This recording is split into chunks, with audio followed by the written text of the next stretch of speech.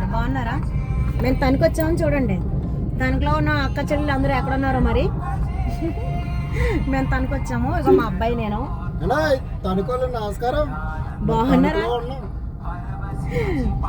చూడండి చూడండి ఫ్రెండ్స్, మేము తణుకు వచ్చాము.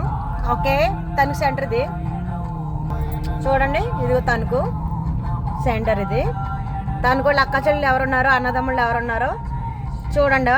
ఓకే, తణుకు చాలా బాగుంది, ఇది వరకులా లేదు.